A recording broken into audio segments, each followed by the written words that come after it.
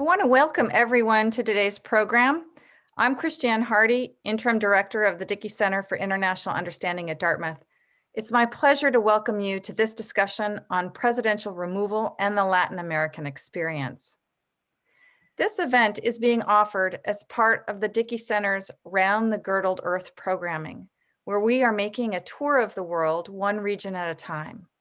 This month, we are visiting Latin America and the Caribbean, and you can check out all of our programming, both the scholarly programs like today's and some that are more fun, at dickey.dartmouth.edu. Today, we are discussing Unfit to Serve, Presidential Removal, the 25th Amendment, and the Latin American Experience.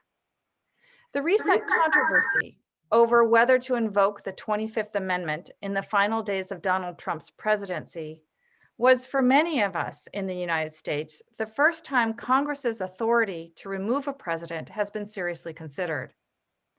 Removal of a president for moral incapacity, as opposed to physical incapacity, has never been tested in the United States. In Latin America, however, where there are several presidential democracies constitutionally similar to that of the United States, such a contingency has been invoked, and often enough to give a sense of the political consequences of its use. Here to provide context for our understanding are two professors of political science with deep experience in Latin American politics. Taking the lead is John Carey, the Wentworth Professor of Government and Associate Dean for the Social Sciences at Dartmouth. A member of the Academy of Arts and Sciences, Professor Carey has written about democratic institutions in Latin America and the United States, and has consulted on electoral system design in several countries, including Afghanistan, Nepal, Tunisia, and Yemen, among others. He is the co-founder of Bright Line Watch, an organization monitoring threats to democracy in the United States. Professor Carey is joined by John Polga-Hecimovich, an assistant professor in the political science department at the US Naval Academy. Professor Polga-Hecimovich researches the effects of political institutions on democratic stability, policymaking, and governance, with a particular focus on Latin America. He received a master's in Latin American studies from the Universidad Andina Simón Bolívar in Ecuador, and a PhD in political science from the University of Pittsburgh. John is also a member of the Dartmouth class of 2004. Professor Polga-Hecimovich, it's a pleasure to welcome you back to Dartmouth, albeit virtually. Professor Carey, let me turn it over to you to start the conversation. Thank you both. Thanks so much, Chris. Really appreciate that kind introduction. And I also want to welcome John Polga back virtually to Hanover. It's good to see you, and I really appreciate your giving your time here to the Dickey Center and to our audience. So I'm going to ask you some questions. I will try to play as best I can the role of interlocutor for our audience. John Polga is a real expert in the region that we're going to discuss today, has encyclopedic knowledge of the history and the politics behind these presidential removals, and I will do my best to tee up some questions and let him share some of his knowledge with us. So I want to ask you first, Professor Polga, we remove presidents infrequently in the United States, but removal is more common in Latin America. And I just wish you could describe the context in which Latin American presidents have been removed from office before their constitutional term is up, just to give us a sense of what the playing field looks like. It's not the same in every Latin American country, of course. So a little flavor for what kind of experiences we're talking about here. Of course. First of all, though, I have to say thank you to the Dickey Center for this invitation to speak. Thank you to Director Hardy and Professor Carey for the invitation. It truly is a delight for me to be here with you today. In response to your question, Professor Carey, Latin American presidents have been removed from office in a lot of, let's call them creative ways, since the early 1990s. Through impeachment, but also through rulings of physical or mental incapacity, through abandonment of office, whether or not they had actually abandoned office, and in Peru's case, for moral incapacity. Others have resigned in the face of massive public protest or in anticipation of removal by the legislature, much in the way that Richard Nixon did in the United States. Okay. And has the practice changed in the last 20, 30, or 40 years? In other words, has presidential removal been a sort of a constant in Latin American political history? Are we seeing more of it recently, less of it, or a different version of it in the 21st century, let's say? Yeah, I think you hit the nail on the head with the last bit. The presidential removal itself has remained pretty constant in Latin American history from the 20th century to the beginning of the 21st. But the mode in which presidents are removed has changed. During the Cold War, especially, military coups d'etat were the dominant form of removal. And after democratization in the 1980s, through much of the region, impeachments and these processes that look a little bit like impeachments have generally replaced those coups. And in fact, since I think 1992, there have been basically 3 removals of presidents via coup, but in no cases has the military stayed on and governed, as we saw, this week in Myanmar. So Myanmar being the contrast to the Latin American experience, because the military looks like it's setting up shop there and plans to stay indefinitely. Yeah. So good. That seems like progress, right? So during the Cold War, we had a lot of examples of military seizing power and staying, and in many cases, in some cases for decades. That looks to be a relic of Latin American history now, so that does seem like progress. At the same time, we're seeing a lot of presidents exiting office before their constitutional term is up through a whole bunch of different types of mechanisms. So I wonder if you could talk a little bit about the role that legislatures play in this, because, well, actually, let's set the stage a little bit more. The 25th Amendment, which was on the table for discussion last month after the insurrection on Capitol Hill, that actually doesn't involve legislative action, right? That's an action by the president's cabinet. But there was this moment right after the insurrection where Congress, actually, or the House, called for the vice president and the cabinet to consider exercising that article of the 25th Amendment. Is there anything like that in Latin America, or what role have the legislatures played in these various removals? Yeah, there is not really anything akin to the 25th Amendment in the sense of the cabinet or the vice president taking action against the president. Instead, it generally tends to be legislatures. And in that sense, there are lots of different, let's call them constitutional figures. Sickness, right? Mental or physical incapacity, or permanent incapacity in a bunch of different constitutions. And then again, in Peru's case, moral incapacity. And so those are terms that might be akin to what is in the 25th Amendment, but it has to be legislative action. Yeah, okay. So let's start to think about these various types of incapacity, because this seems to be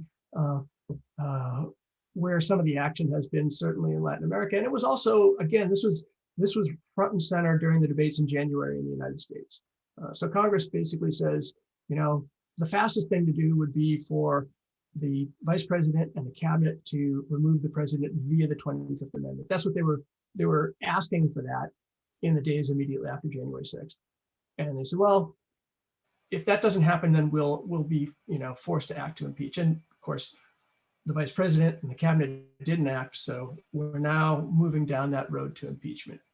But when we were thinking about the 25th Amendment, incapacity was the key issue, right?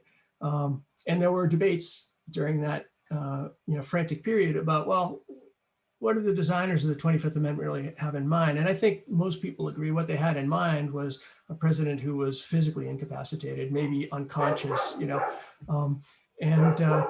but it sounds like in Latin America, there's more variation in the types of incapacity that would qualify a president for removal. So can you talk a little bit about some of those experiences?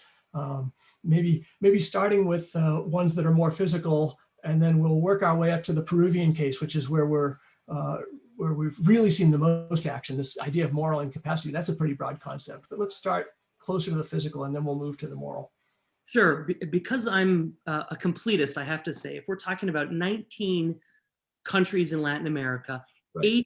eight of those have references to some type of removal of a president through an incapacity. Okay, so you're talking about basically 8 places: Argentina, Chile, Colombia, Cuba, Ecuador, Peru, Uruguay, and Venezuela. Of those, kind of the let's call it the easiest to define is that of sickness or physical incapacity, which is, I think, the closest that those constitutions have to the 25th Amendment, right? So that would be in cases where the president suffers a stroke or is shot or is otherwise incapacitated and literally cannot exercise the duties of office. Yeah. And so the requirement is for a vice president to take his or her place. And I think that in some sense that is pretty cut and dried as to what constitutes sickness in those cases. But we've seen presidents removed using those clauses who did not appear to be, they were not comatose. They right. So talk. Let's hear a story or two about how that actually happened. And it was the legislatures that were the ones that initiated these actions. Am I right? That's right. Yes, and I think that kind of the other one besides physical incapacity is mental incapacity, which is in both the Ecuadorian and Venezuelan constitutions. And the Ecuadorian case is really, I think, instructive. In 1997, the country had a president named Abdullah Bucaram who had called himself El Loco, the crazy one. He had a mustache that he shaved into like a Hitler mustache, and he danced on stage with cumbia, with scantily clad women, and he was the populist. Mm-hmm. And the country during that time was struggling with a poor economy, and there were accusations, I think some pretty clear accusations of government corruption and nepotism. And this triggered a social reaction and popular protest demanding the president's resignation. The thing is that parties lacked the 2/3 majority in the legislature to impeach and dismiss Bucaram. Mm-hmm. So instead, they settled on this mental incapacity charge, in part saying he himself calls himself crazy. His nickname for himself is the crazy one. And with a simple majority, they ended up removing him for mental incapacity. Okay. All right. So that's a good story, and it's got a good cast of characters. Did it improve political accountability in Ecuador? Is your sense that subsequent presidents were they more attentive to congressional demands? Were they better behaved? I mean, it depends on what you consider better behaved. They were probably better behaved than Bucaram, but they might not have been as well behaved as legislators and voters hoped. So following that removal in 97, the next elected president was also removed in 2000. And then the next president was also removed in 2005, right? A string of 3 consecutive democratically elected presidents who were all removed from Congress or via coup before the end of their terms. And so, this will probably be something we talk about in a little bit, but I get the sense that both in Peru and here in Ecuador, these first cases served as a sort of roadmap for future processes to play out, and a way for legislatures to use these constitutional articles as political tools. Yeah. Okay.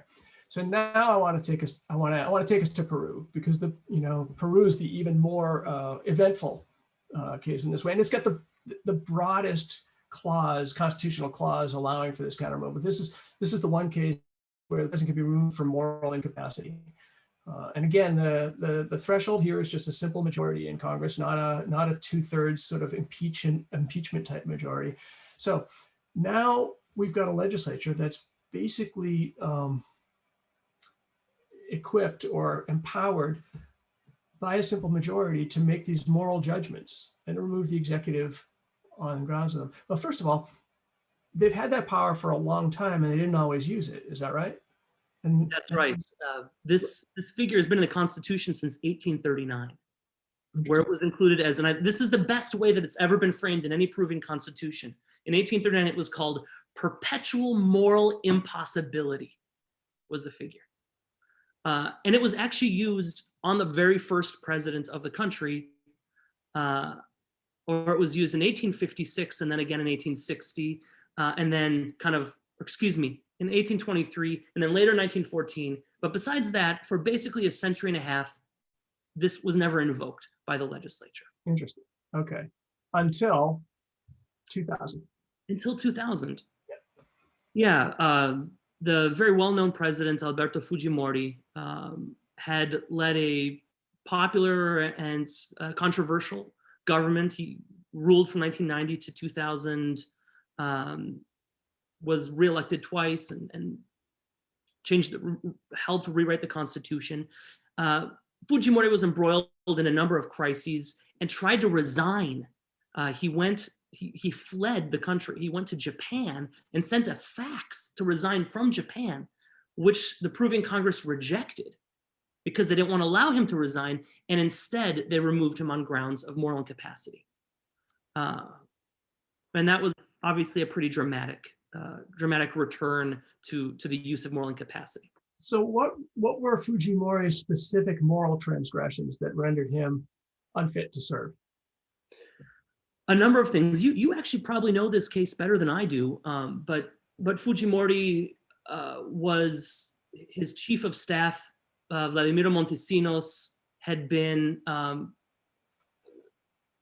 filmed actually bribing members of Congress to support Fujimori's policies.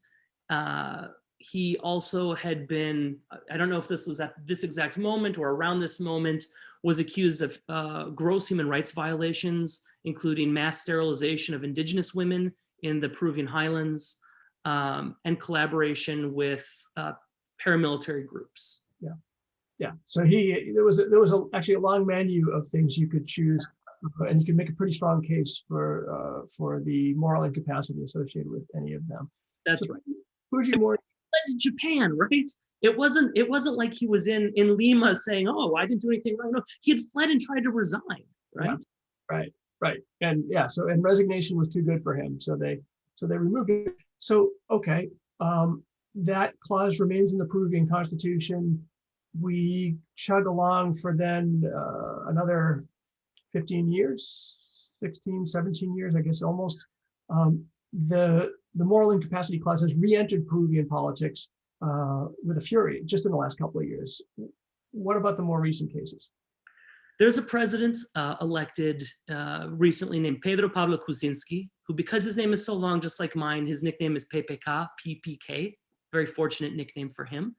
And he faced a charge in December of 2017 of moral incapacity and survived it, right? Corruption charge, right? Yeah, corruption, related to corruption. That's right. Related to a firm that he worked for and led before he had taken office, before he was elected president. It seems that the charges might have been stretched a bit. And in fact, the people, just like the cases we see in Brazil from the time of President Dilma Rousseff to the present in Brazil, kind of a lot of politicians in Congress in Peru themselves are facing corruption allegations. So it's a little bit of the pot calling the kettle black. Yeah. But he survived that December 2017 accusation, and then faced a second accusation in March 2018. Before he could be removed for moral incapacity, again for corruption, he resigned one day before the scheduled trial because, again, there were video leaks of vote buying by members of his team. Yeah. So this is the second time in Peru. It's just worth noting the real smoking gun evidence, both for Fujimori and for PPK, were video recordings of the president's lieutenants literally handing envelopes of cash to legislators in order to buy their votes. So it's hard to believe, not only one president, but then another one would get caught red-handed with this kind of evidence. But there you have it. So we've got these two presidents who've left. PPK's replaced by his vice president. Kind of a relative unknown, let's say, from the interior, a guy named Martin Vizcarra. And he had been elected as the country's first vice president. And I say that because Peru has two vice presidents. It has an interesting institutional setup. And he was PPK's first vice president and became president then in March 2018. Vizcarra had very bad relations with Congress. Vizcarra was incredibly popular, but Congress was unpopular. And so Vizcarra himself took advantage of an interesting institutional rule in the Constitution to actually call for the dissolution of Congress and new elections. Okay. So he did that. And then the new Congress in September of 2020 opened impeachment proceedings against him for moral incapacity, accusing him of influence peddling. This failed. Again, just like the first one against PPK had failed, this failed. But then 2 months later, just like with PPK, 2 months later, there was a new charge of moral incapacity, and this time he was removed. He gets removed, but his replacement doesn't survive either, right? Take us through the rest of the story here. Yeah, because in part Vizcarra was so popular, and because there didn't seem to be the level of evidence against him as there had been against these other presidents, this was seen as kind of, maybe reprehensible is too strong a word, but it didn't sit well with the public. And in part because Vizcarra was much more popular than any Peruvian politician. And so people took to the streets. I should add that this is a very quick process. Like an impeachment that had gone on in 2012 in Paraguay, this was kind of akin to what I'd call a lightning impeachment. Yeah. And instead of being a long process drawn out over weeks or months, it was about a week long. And so people also decided that this is akin to a coup, and they were going to take to the streets. And so the replacement president, a guy named Manuel Merino, survived only a week in office before the protests forced him to resign from office. He was subsequently replaced by a guy named Fernando Sagasti, who is ruling now with like 20% approval rating. Okay, Yeah. so let me put it this way. Can we think about this most recent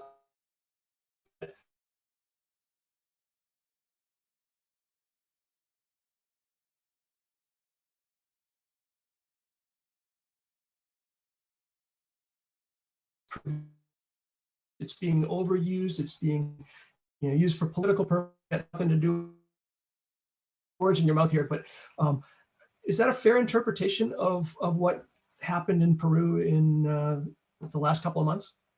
I'm not sure if it's a rebellion against moral incapacity as a as an article or as a mechanism, but it is, I think, a protest against the way it's been used, for sure, right? So the way it's been wielded more as a political tool to remove political enemies than one that truly is used as a mechanism of accountability, right? Okay.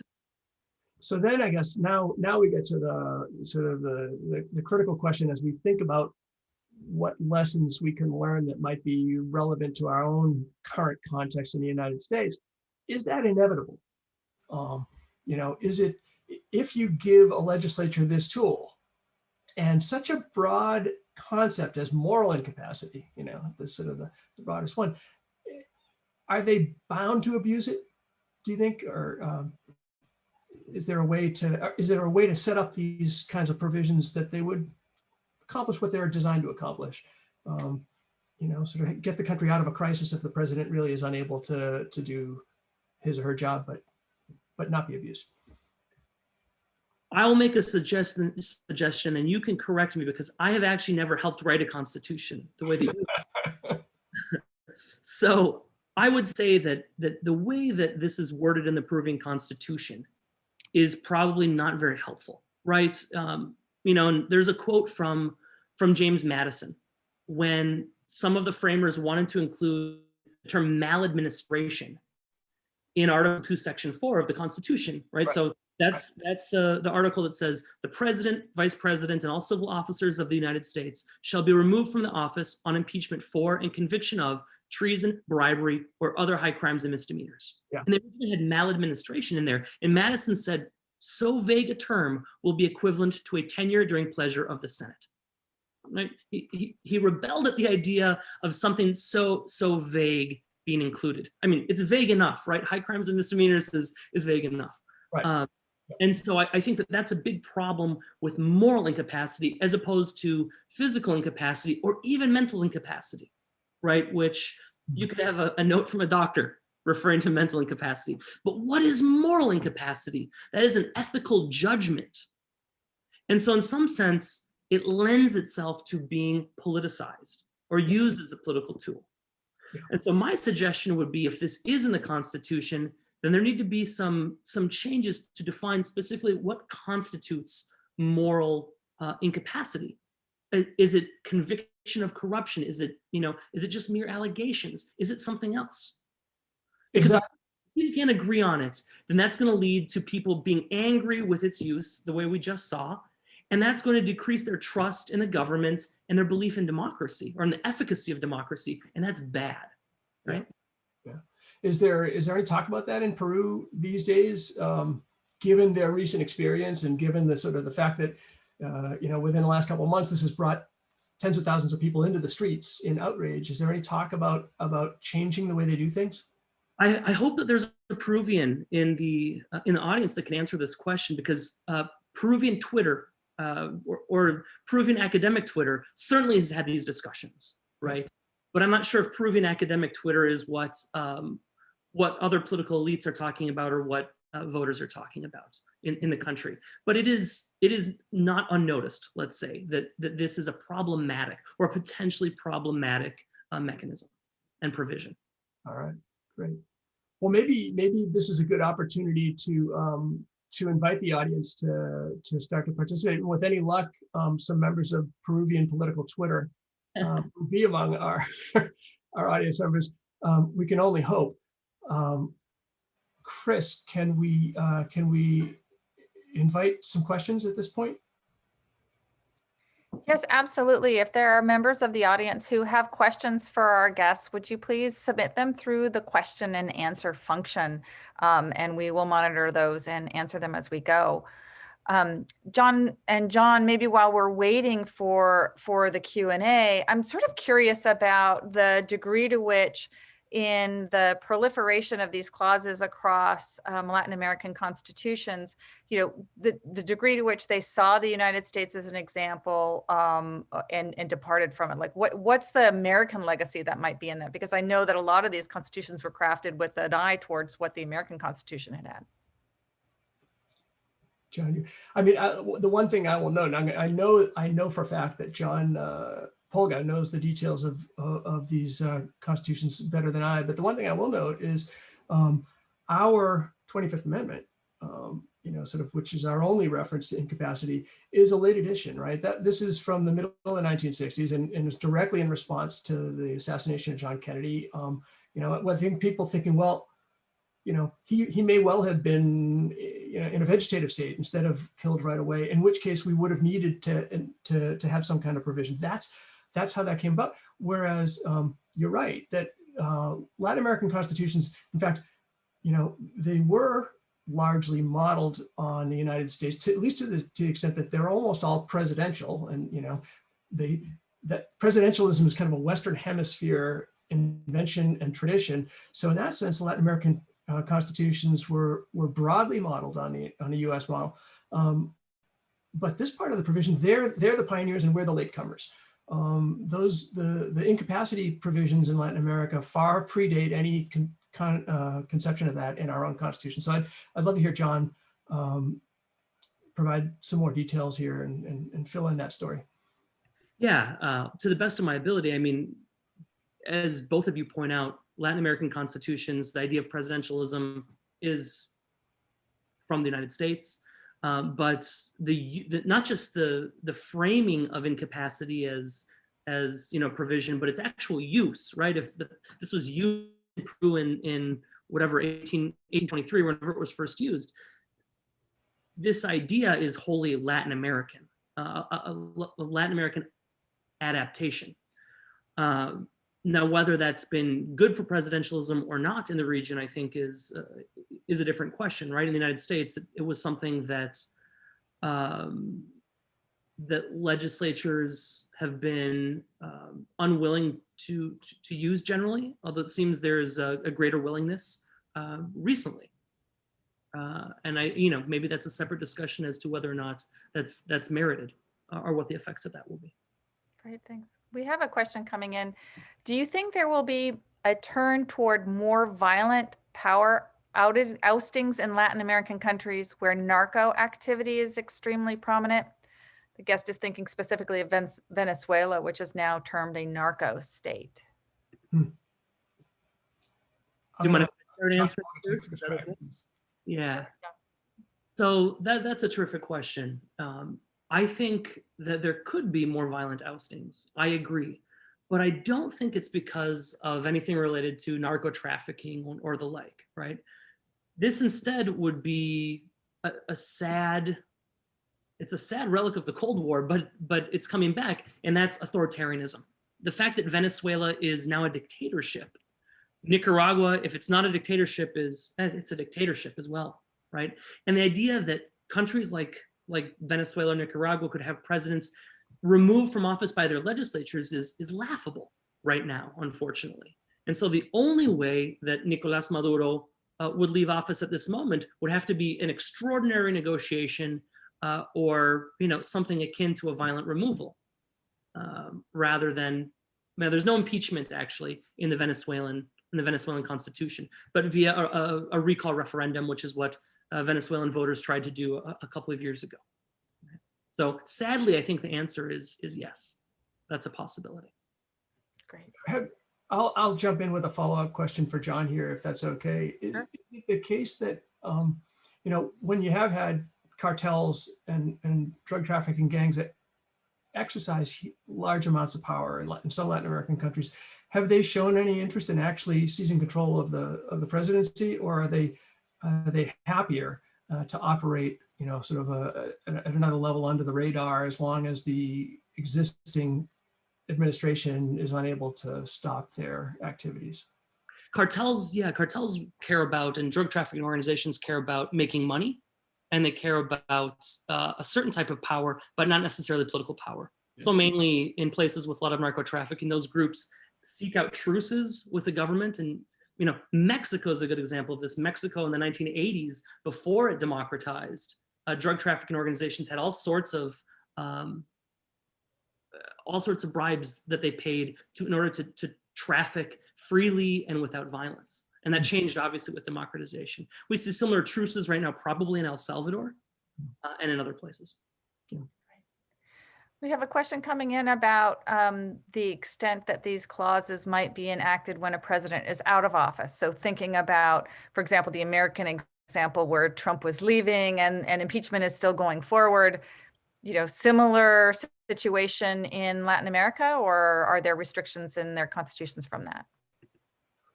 Well, we can start with Peru, I guess, because in Peru, Fujimori tried his best to resign in 2000, and the Congress said, we talked about it already. We won't accept that. We want to do it ourselves. He wasn't coming back right away, whether they acted or not. But I would note that I think a big part of our own U.S. Congress's motivation for going forward with the impeachment process right now is about the forward-looking sanction that they might be able to impose, which is disqualification from future office. I doubt that even the sort of unified Democratic Congress now would be going forward with impeachment if that weren't a possibility. And so my guess is that the moral incapacity clauses, because I'll ask John to confirm this, but as far as I know, the incapacity clauses, moral or physical, are not connected to a future forward-looking disqualification. That's right. Not that I know of. Which is not to say that Latin Americans haven't done similar things to maybe what the Democratic Congress would like to do in the United States, right? I can refer back to Ecuador again, where recently ex-President Rafael Correa was sanctioned for his alleged role in a bribery case. And one of the punishments was disqualification from running for office in the future, right? Yeah. So there are other types of mechanisms that Latin Americans turn to that would be the equivalent of this. Yeah, and this is a broader sort of set of political practices, which is it's not at all uncommon in Latin American countries for so every living former president to be under indictment on one charge or another. because, and the strategy is that those are preemptive shots that if they don't formally disqualify someone, they're going to weaken them politically by having outstanding charges against them. And this is true in Bolivia, for example, under Evo Morales, and he basically cleared the field for quite a while of his main political rivals. So using the judiciary or the legal system as a way of doing what the congressional system or the cannot do. Interesting. Another question coming in suggesting that these examples seem to be a pertinent cautionary tale for the use of such clauses, as they could be used as political tools. Agree, disagree? I would have to agree. Yeah. I agree too, right? Would the 25th Amendment be used, quote unquote, by the book? Or would it be wielded as a political tool, right? And I think the same question goes for impeachment. Is it used really as a mechanism of accountability, or is it used as a punitive measure, or merely a punitive measure, right? So I think that legislators have to exercise a great deal of discretion in the way that they decide on how and when to use these tools. And, I'm curious, to what degree is there the assumption that in the event that, say, there is a president who is incapacitated in some way, there's a reliance on the legislatures to be the sane players in the system that are going to work, towards the furtherance of the system, or the protection of the system. And I'm wondering, to what degree that even that might be suspect given past experience, and particularly given all of the tumult that you just described earlier in your presentation. I think that's a real concern. And looking at the Brazilian legislature that impeached President Rousseff in 2016, or the Peruvian legislature that recently removed 2 presidents, or looking at any number of legislatures throughout the region where the politicians were kind of less professional and more amateurs, let's say, than the president, right? And in some, if not many cases, much more culpable of committing actual crimes. That's a lot of power to give to those people, for those people to be set the in Peru's case moral standard for behavior. Yeah. We have another question here. To what extent has the Latin and South American Roman Catholic tradition had any effect on these morality clauses? Do you know about the origins, John? I mean, in the 19th century, when these constitutions when the original documents were being written, the role of the church in Latin American politics was much more prominent certainly than the role of any church at the US founding, but also more prominent than it is today. But I think there's still a lot of Latin American constitutions that retain the requirement that the president be a Roman Catholic. Those have been removed in some countries, but they were kind of part and parcel of the 19th century Latin American, constitutional blueprint. The church has played traditionally a much larger role in delivering what we think of as state functions in the United States, so education and healthcare and so forth, in a lot of Latin America than it has in our country.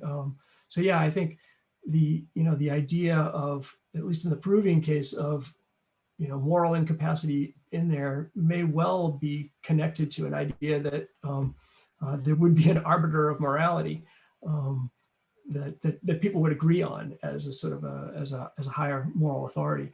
That's not the case today. Is that consistent, John, with your read on this? It is. I don't know the actual origins. I maybe should have figured that out, huh? But I know the actual origins of this. But it seems very likely that this is in some way connected to the Catholic Church and the power of the church in Lima during the early 19th century, right after independence. Absolutely. I like the intuition behind that question. Yeah.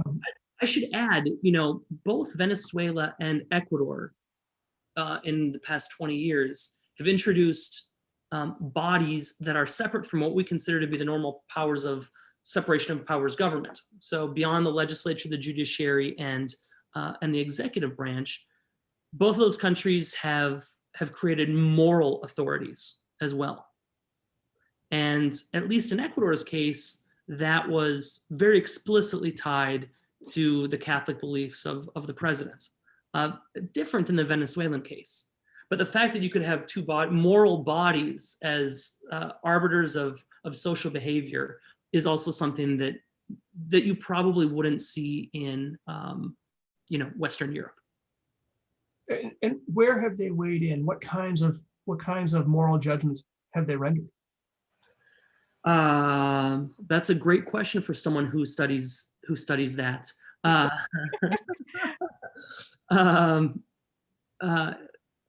not quite sure. Maybe someone can weigh in with what they have done. But they've been very controversial bodies. Right? We have another question. Is there a Latin American country with a separation of church and state clause? I'm going to defer to John on this one. Well, I'm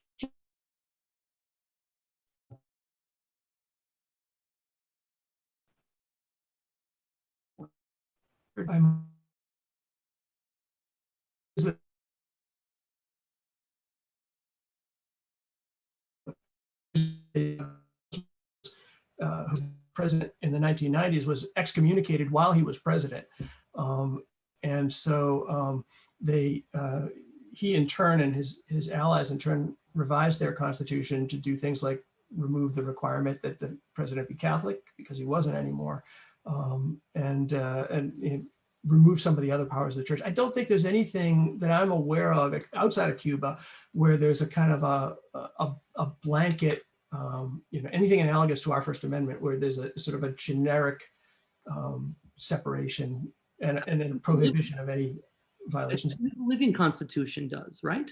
Bolivian Constitution? I bet it does. You're right, because the Bolivian Constitution was rewritten in the aughts, so within the last 15 years or so, and it explicitly defines Bolivia as a plurinational state, in a recognition of not just the Catholic tradition, of course, but really a recognition of the multiple indigenous traditions in that country. And it sets up a number of indigenous councils to govern matters that would be relevant to the indigenous population, or actually to different indigenous populations. So I'd be surprised if there isn't a, it's almost a religious pluralism as opposed to a religious prohibition. Religious pluralism is guaranteed, I know, in a bunch of different countries, but that explicit separation of church and state, I think would only exist in very few Latin American constitutions. Yeah. There's still plenty of room for additional questions if the audience has some. I'm curious from both of you, you both made references to evolutions of constitutions, and certainly within our own context, right? We've had multiple amendments that have contemporized the American Constitution in our context. I'm wondering, with looking at Latin American countries, what have been the revisions or additions or evolutions that you find most interesting from the perspective of functioning democracy today, if you could identify one or two? I mean, certainly these removal clauses are designated for particular purposes, right? Because there was a need. Have there been other sort of innovations that are worth noting? I have one comes to mind for me, but perhaps John would like to go first. You go first, and then I got about a 45-minute answer. Oh no, one thing is something that I mentioned that I think is really fascinating, which is the ability of presidents to call for new elections for legislatures in both Peru and Ecuador. It has never been used in Ecuador since its introduction in the 2008 Constitution. But it was used in Peru, right? Vizcarra used this recently. Yeah. I think that's really fascinating because it's a little bit akin to like parliamentarism in some sense, as a way for, a non MP executive to dissolve parliament. I wonder if that existed in more places, if we would see a parliamentarization of some of these countries in Latin America. Yeah. Now I'm waiting for the 45-minute answer. Okay. So here we go. To start, actually, Chris, it is a great question. One thing to note is that constitutions vary in how hard they are to change. And our Constitution in the United States is on the very far end of the spectrum. It's just about impossible to change, right? So it's an old Constitution, and there aren't that many amendments to it. And in the current polarized context, it's hard to imagine almost anything. Most constitutions are easier to change than that, and some of them are really pretty easy. So the Colombian Constitution for ages, if you got majorities in 2 successive Congresses, so there was a time lag requirement, but there wasn't even a supermajority requirement.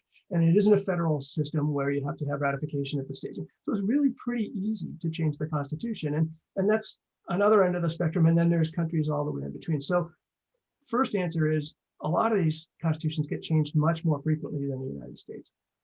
So there is a lot of innovation. If I had to pick one area, and we think about the region as a whole, that in the last 20, 30 years, there's been a lot of movement and a lot of really interesting movement. It's been on presidential reelection. So if we think up about, let's say 30 years ago, almost every country in the region prohibited presidential reelection, period. You got one term, or at least consecutive reelection. Sometimes after you left, you might be able to run again, but you could never run as an incumbent for reelection.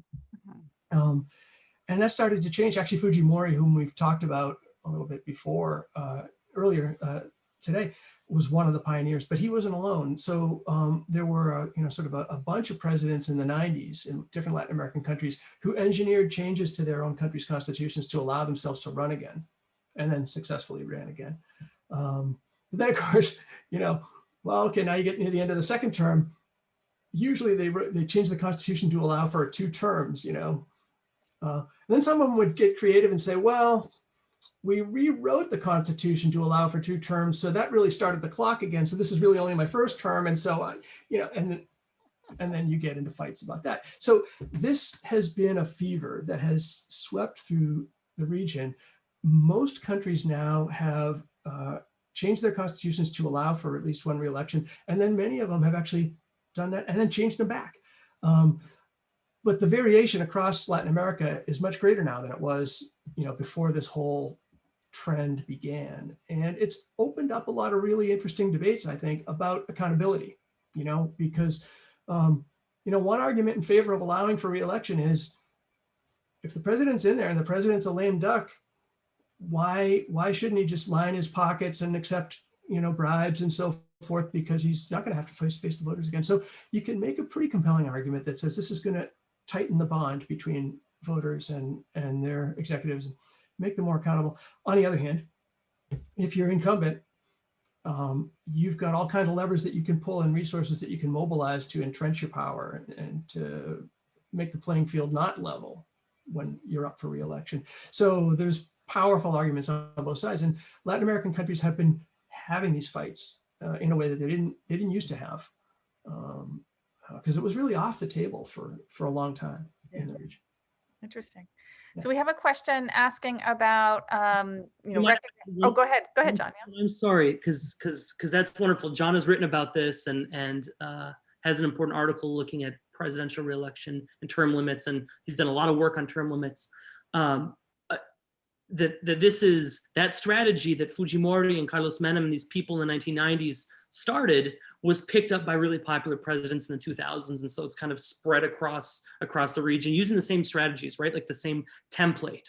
The way we're talking about the United States and the use of the 25th Amendment and these patterns of removal, I think there are all sorts of kind of institutional patterns that we see throughout the region. And this is one of those. I would also note that it's, not necessarily a new argument. It's not from the 1990s. This has been something that Latin America has struggled with for a very long time. And that's, during the Porfiriato in Mexico, during the dictatorship in 19th century Mexico and early 20th century, Francisco Madero created a movement and a party called the Anti-Reelection Party. The name of his movement was centered around no more reelection. And so this is an old debate, but one that I think is more relevant than ever. Interesting. To add my 2 cents. So we have a question that have come in about examples outside of Latin America. With the caveat, understanding that this is a discussion about Latin America, are there equivalencies or experiences in Europe or elsewhere or Africa that would be equally relevant to the question? You know, I know that France is a presidential system, but it's kind of a hybrid parliamentary presidential system. So, yeah.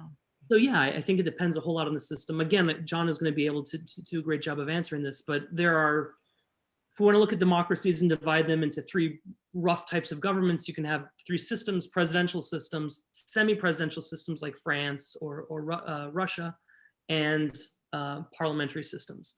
And much of Europe is parliamentary or semi-presidential. And you're not going to have an impeachment or a removal in a parliamentary system because that prime minister or chancellor or whatever is going to be subject to a vote of confidence or no confidence in parliament, right? So the same logic doesn't apply because it's written into the rules that these people can come and go. You know, we see this in Italy, we see this resignations of prime ministers and renominations in the UK and things like that. But in semi-presidential regimes, there have been impeachments and removals, yes. Outside of Europe, there have been 2 impeachment processes in South Korea, which is presidential. Yeah. If you're looking at other presidential regimes, then yes, the same type of logic applies, I would say. Yeah. I would just add that, you know, if you surveyed a bunch of political scientists, and if we just let's stick with the 2 cleaner versions of presidential system where the president's popularly elected separately from the legislature, and a parliamentary system where, you know, voters just vote for the legislature and they figure out who runs the government and who's the executive. Those are the, you know, the 2 archetypal types of running ways of running a democracy. Most political scientists would probably say they prefer the parliamentary system. And I could go on at length about why they would say that, but I'll spare you that for now. But I think it's a fair statement. But if you ask, in the rare cases where the question has been put to voters, you know, which type of system would you prefer to have?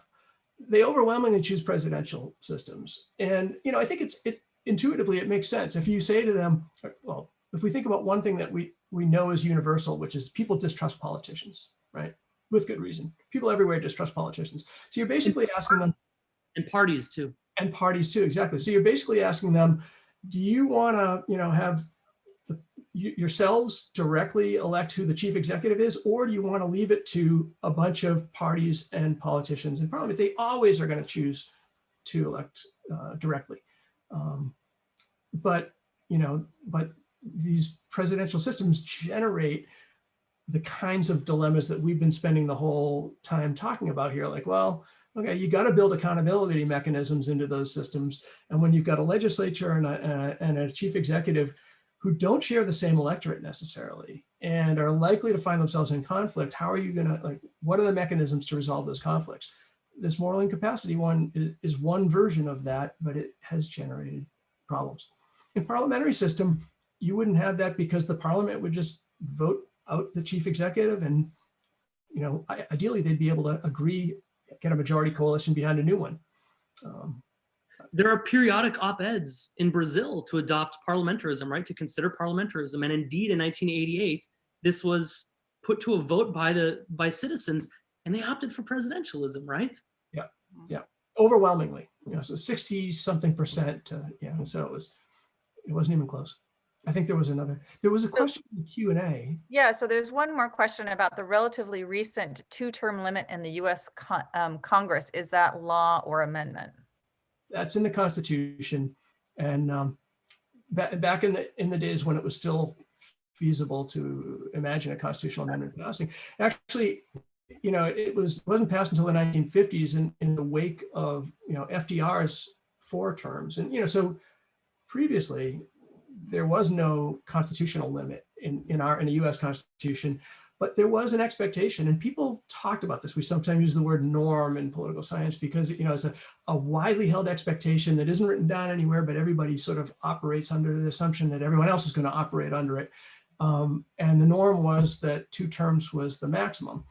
And really, if you ask American historians, they will point back to George Washington and say, look, Washington was immensely popular even during his 2nd term, and he stood down. And he explicitly said, I think it's not a good idea for me to stand again. And anyway, that never got written into the Constitution for another 150 years. But no president in the United States until FDR took it upon himself to run for a 3rd term. And then FDR did, of course, during World War II, and then for a 4th term.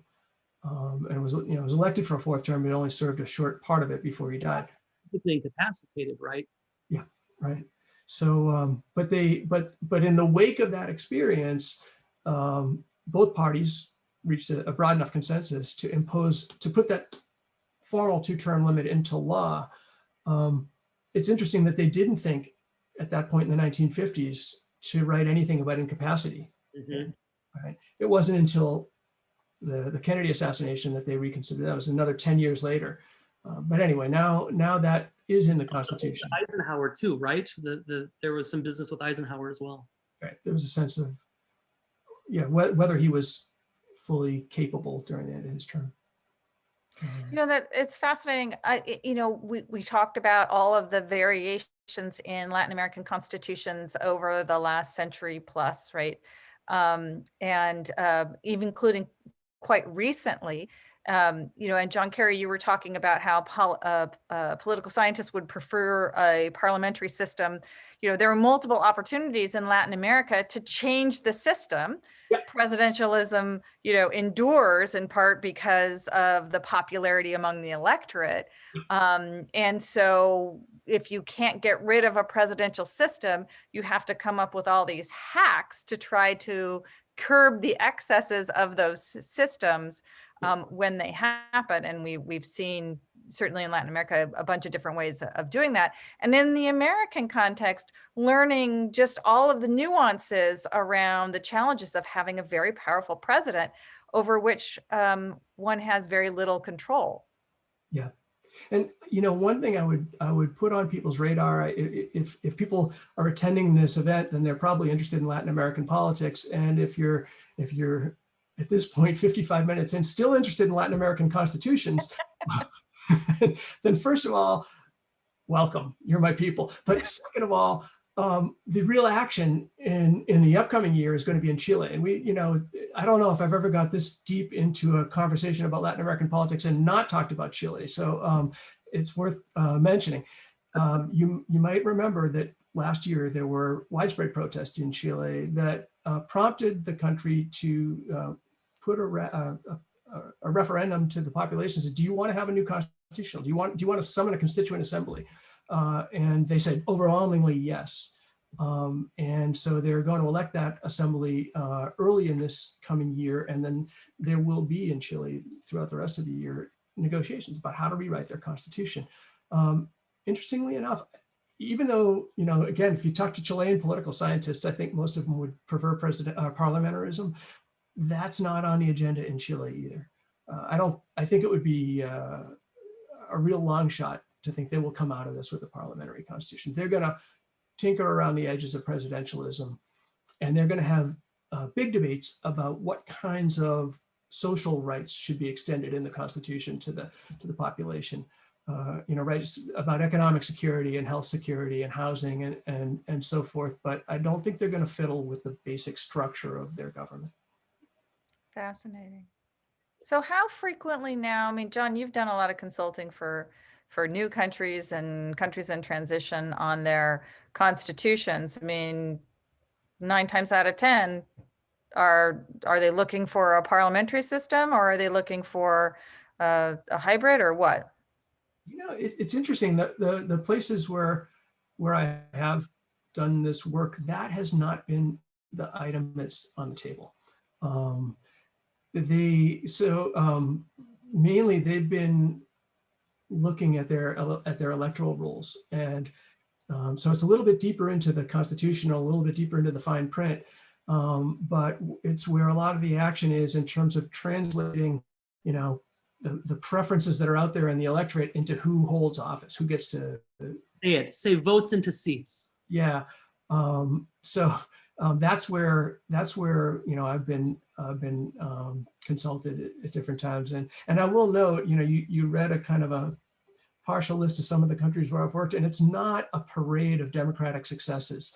So Not your fault. of course, I will say it's not my fault, but by the same token, I'm not one to stand up here and be able to say, hey, you know what? Let me tell you how it's going to work. It doesn't always work. Well, I think all of the examples that you cited today suggest that getting it to work is a really complicated formula, and we're still tinkering with how to make it work given, evolutions in societies and changes in the electorate and so on and so forth. I think that norms are a big deal, and John mentioned this, a little bit ago, talking about FDR and 2 terms and the precedent that Washington set. And I think that that's something very important in U.S. politics, that a lot of norms have been challenged recently. And we might continue to see some of the effects of that. And we've seen what happens in Latin America when people break norms, and the disturbances, the ripple effect that can cause in a bunch of systems. I'll also note that one unfortunate comparison between the United States and Latin America with these removals is that dating back to the 1990s, a lot of Latin American presidents who were removed in Brazil, in Paraguay, in Ecuador, in Venezuela, they lament what had happened, and they accuse the legislature, their opposition, as being coup mongers, right? And that the removal was the equivalent of a coup. They weren't coups. They were types of removals. They weren't coups, but we have also seen that now in 1, if not 2, impeachment trials in the United States, where people who oppose the motions publicly decry it as a coup. And that's also, pretty unfortunate for what voters will, how voters will evaluate their democratic system. Yeah. And on that serious note, I want to thank you both very much for taking the time to chat with us about, Latin American examples of presidential removal. I want to thank our guests for signing on and adding to your Zoom time by joining us this afternoon. And hope that you'll check out the Dickey Center's additional events on dickey.dartmouth.edu, and particularly more of our Round the Girdled Earth programming. We have a great discussion coming up with Jonathan Katz, author of The Big Truck That Came to Haiti and Left Behind a Disaster, coming up later this month. So it should be great fun. Thank you both very much. Really appreciate it. Thank you, Chris. Thank you so much. Bye, everybody.